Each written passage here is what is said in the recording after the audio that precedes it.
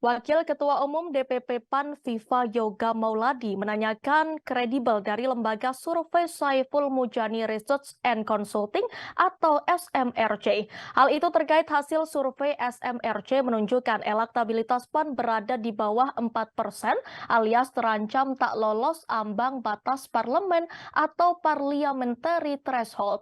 Menurut Viva, hasil survei dari SMRC menimbulkan pertanyaan dari masyarakat sebab sejak pemilu 2024 PAN selalu disebut tak lolos parlemen.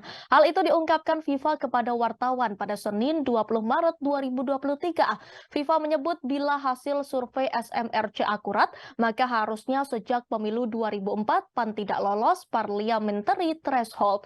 Dia menuturkan dari data resmi KPU RI, di pemilu 2004 PAN memperoleh suara nasional sebesar 6,44%, pemilu 2009 sebesar 6,01%, pemilu 2014 sebesar 7,59%, dan pemilu 2019 sebesar 6,84%. Viva mengatakan ada keanehan dalam survei dari SMRC tersebut dalam meneliti tentang PAN. Di sisi lain, dia menjelaskan bahwa beberapa lembaga survei memunculkan hasil yang berbeda dengan SMRC, yakni suara PAN di atas 4%.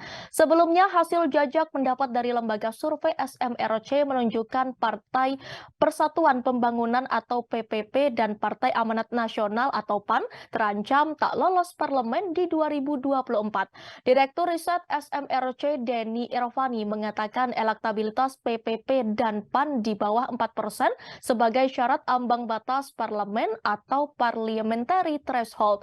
Menurut Denny, partai-partai lain non-parlemen juga mendapatkan suara di bawah 1%. Dia menuturkan sejauh ini elektabilitas sebagian besar partai belum pulih jika dibandingkan dengan hasil pemilu 2019. Denny menjelaskan bahwa dibanding hasil pemilu 2019, dukungan kepada PDIP naik dari 19,3% menjadi 23,4%. Lalu Gerindra juga sedikit naik dari 12,6% menjadi 14,1%. Kemudian disusul PKB yang juga sedikit penguatan dari 9,7% menjadi 10,3%. Sementara partai-partai lain mendapatkan dukungan lebih rendah dari perolehan pemilu 2019. Denny melanjutkan bahwa tetap terbuka kemungkinan perubahan perolehan suara masing-masing partai.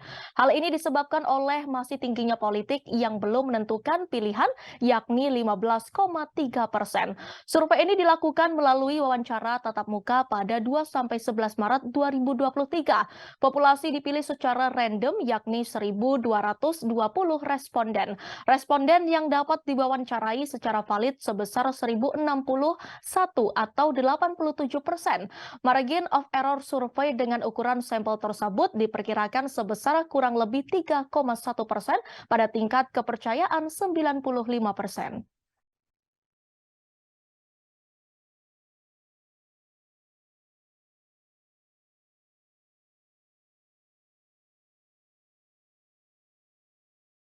Terima kasih sudah nonton. Jangan lupa like, subscribe, dan share ya.